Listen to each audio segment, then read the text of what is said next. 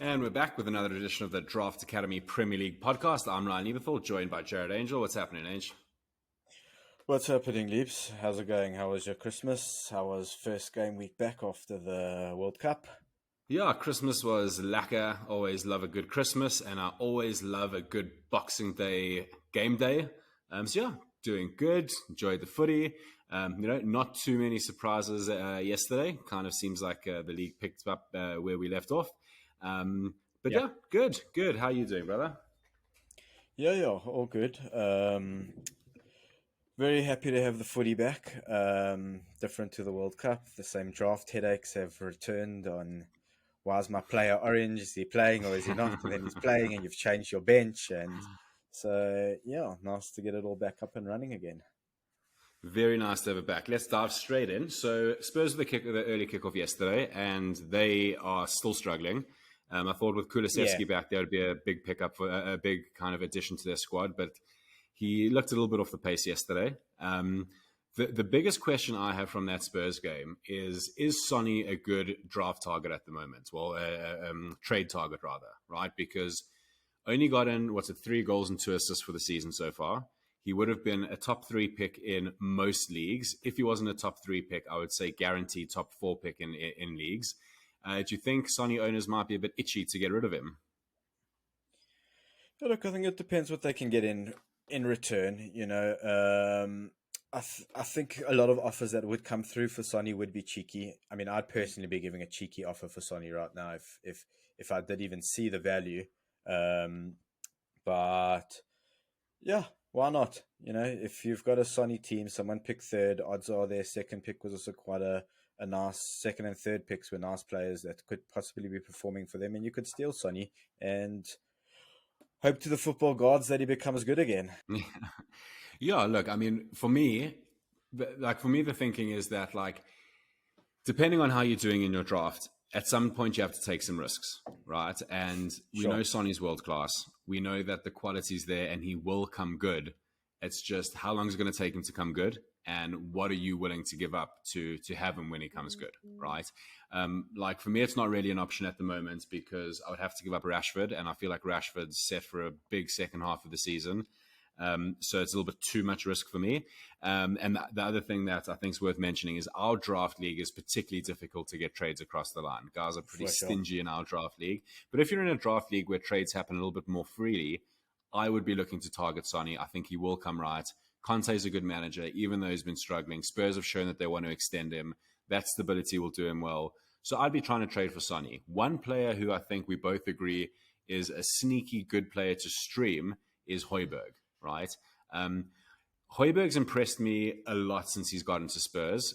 Typically a very deep-lying midfielder, and he does boss the midfield well for Spurs, but he's actually getting some good returns this season. He's outscored Sonny, 4 goals to Sonny's 3, 2 assists in there as well.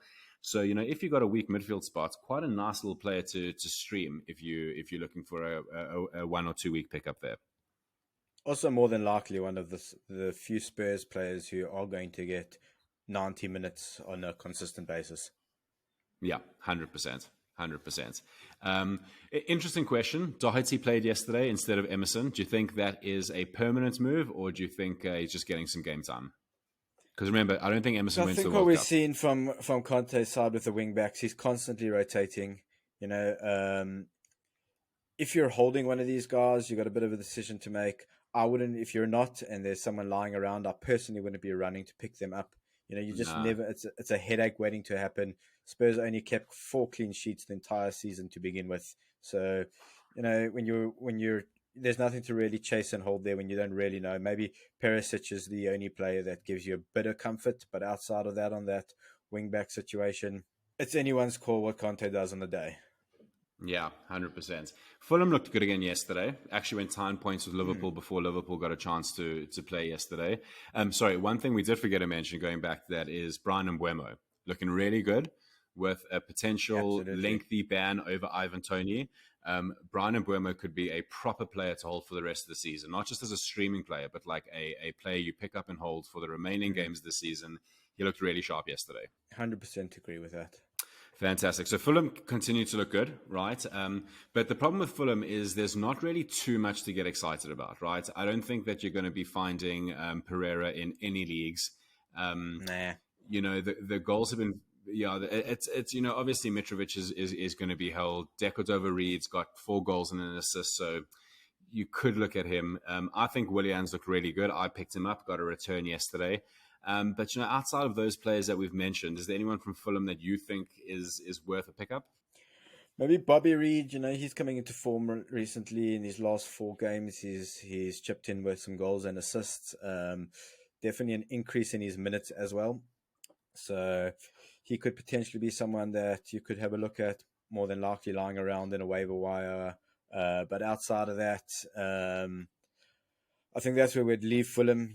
Also please bear in mind next 4 or 5 games are pretty tough fixtures. Metro is also one yellow away from a suspension. So again, with the players Which we pretty mentioned, much makes it a guaranteed suspension.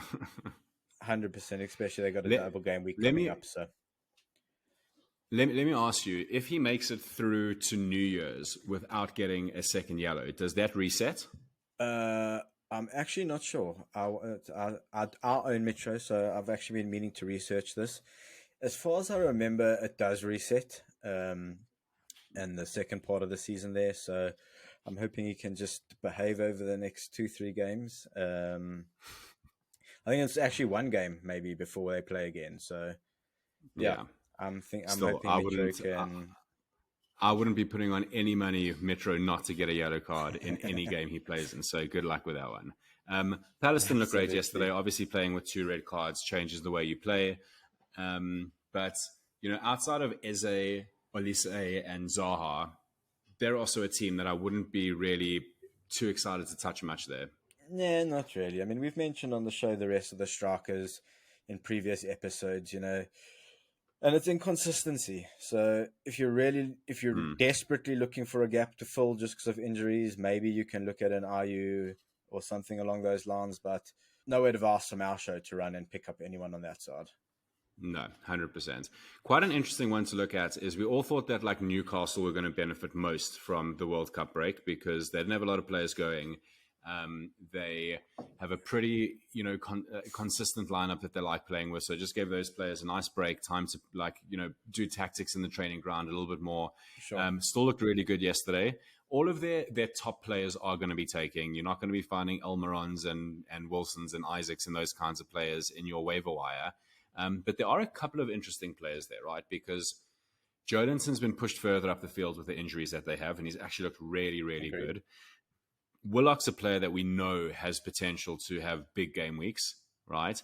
Yep. So I think the interesting question I'll ask you is, sometimes you have teams that are just on form, and if you can get anyone in their starting lineup, you should just go and do it. Like a good example of that, which we'll come to a little bit later, is Nketiah, right? Arsenal playing great football, and Nketiah is now going to get minutes.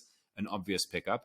Would you be looking to pick up a Joelinton or a Willock or a Chrissy Wood or anyone like that from Newcastle at the moment?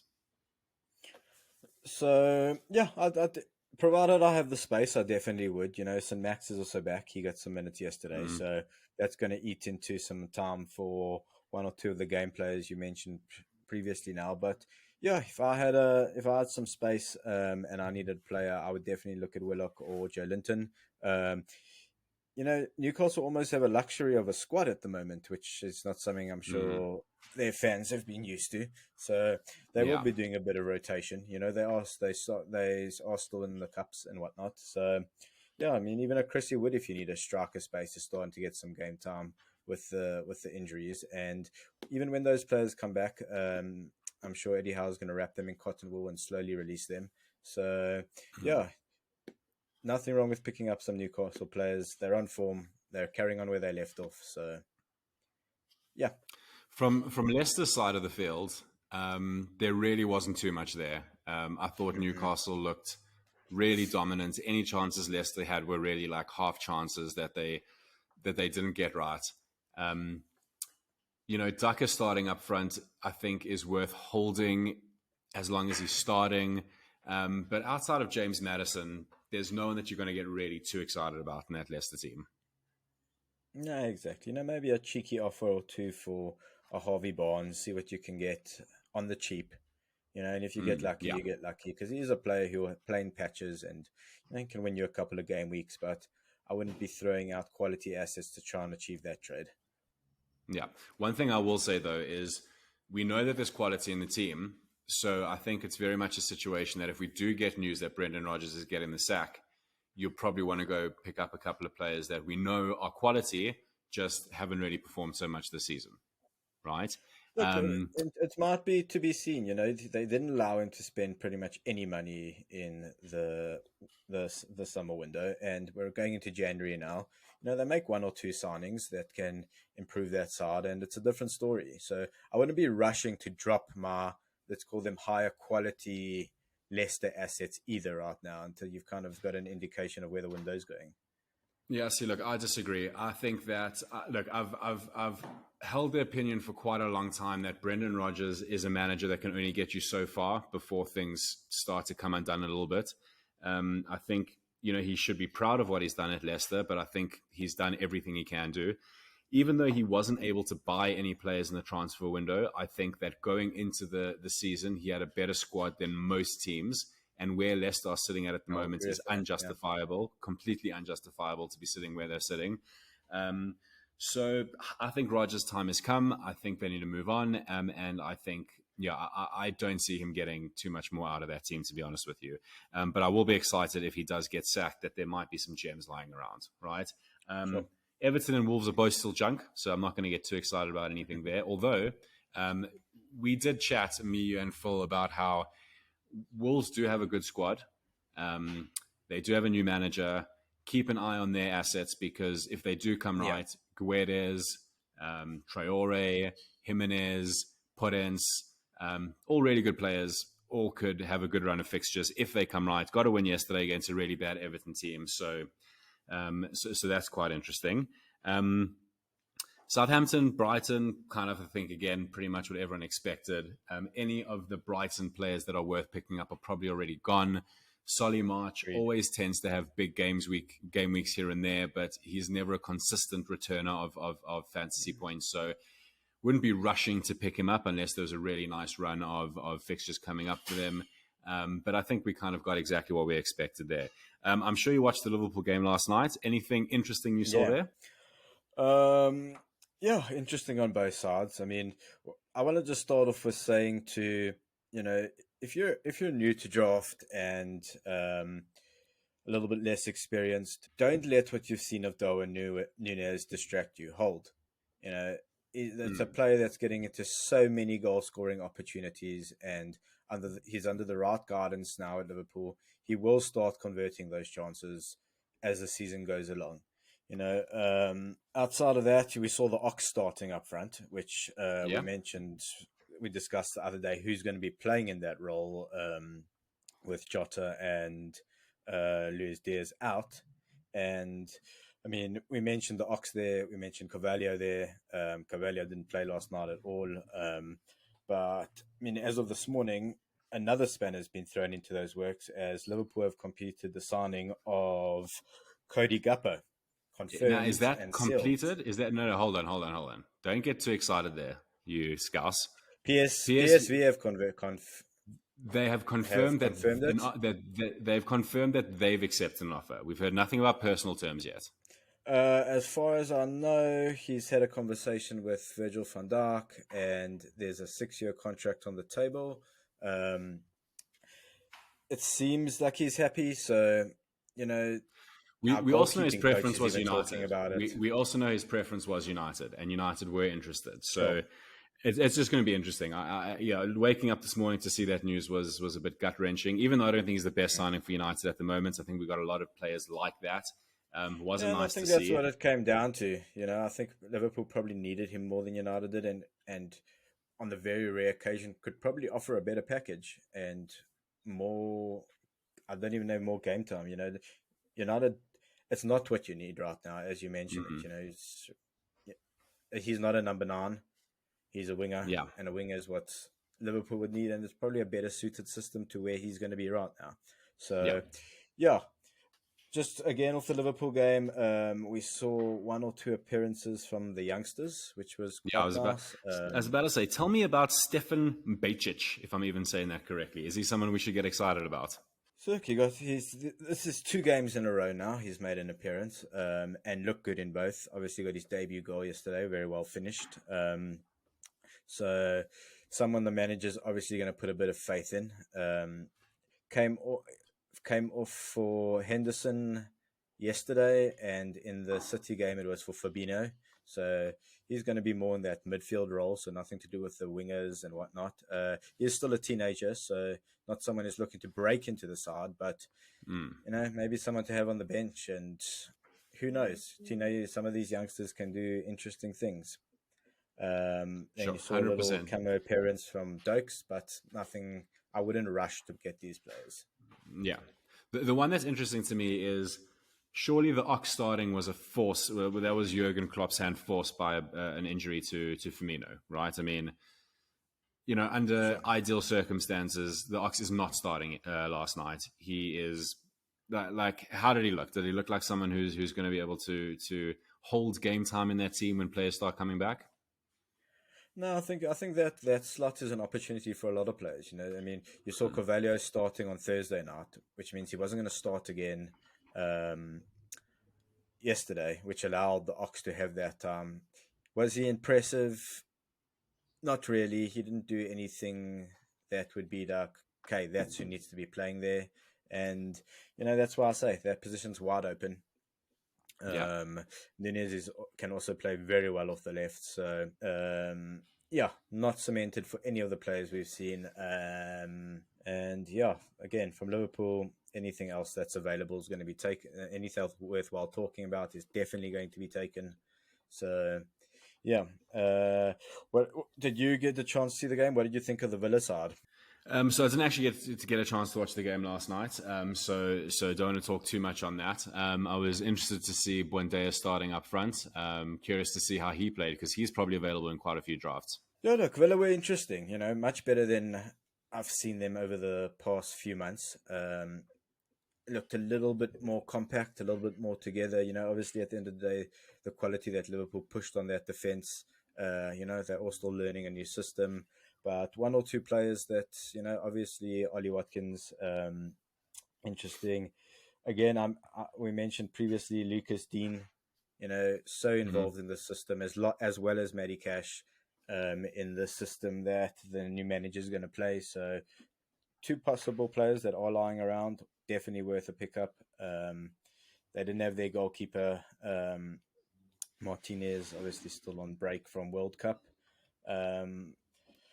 But yeah, would I say Villa looked like they can definitely improve and carry on under Unai Emery, 100%. We saw Coutinho coming off the bench. We saw Danny Ings coming off the bench. So I think he is still looking for who are his best players, who's going to cement a role. A lot of opportunity there. So just keep an eye out on the Villa side and take it from there. Yeah, 100%. Let's quickly end off with Arsenal, West Ham. Not too much to talk about there, very simply because nothing new, right? West Ham's still bad. Yeah. Arsenal's still good. Nketiah would have been picked up the second the news of Jesus came down. Yeah. Other than that, yes, Tierney started yesterday. He might start like one or two more games. Didn't have a great game, though. No, I mean, I think we know what the preferred 11 is there. The only thing that there is to say about Arsenal really is really tough game yesterday with no Jesus. First game back from the World Cup, London derby, going behind first. To come back 3-0, really, really good. Again, from a draft perspective, nothing to talk about there. Can they go and win the title? I don't want to say yes, but yes. I think at this point we have to say yes. Look, possibly injury dependent. The 2 or 3 injuries come your way, and I don't know if they have the squad to retain to withstand a title challenge against the likes of City. Last question to end off here, Ange. If you had to trade for one, who would you rather trade for, Saka or Martinelli? Saka. Really, I think Martinelli would be my choice pick of the Arsenal players at the moment. I think when we initially did a conversation on who we think would be the best midfielders this season, Saka was 1 or 2 for all 3 of us. And I think he's just proving that. Excellent World Cup as well. been a star for Arsenal, and he's at 21, unbelievable player. Yeah, no, he's well. Look, the future is bright for Arsenal, that's for sure. And I give Arteta all the credit in the world. He really has done a phenomenal job with that team. But I think that's going to do it for us today, Ange. Thank you, as always, for jumping on. Thanks, everyone, for listening. We really appreciate it. Yeah, thanks, guys. Good luck with the rest of your draft week and the rest of the games. And we look forward to chatting again game week 18.